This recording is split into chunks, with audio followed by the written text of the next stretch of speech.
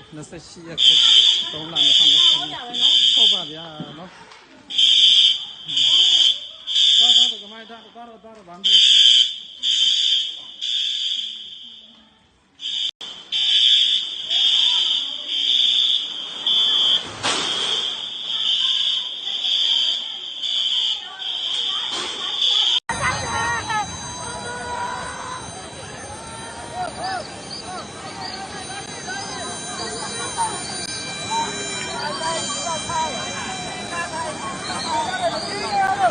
မထားနဲ့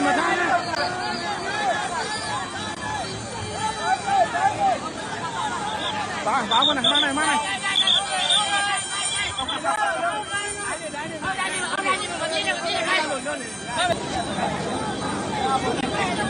ဲ့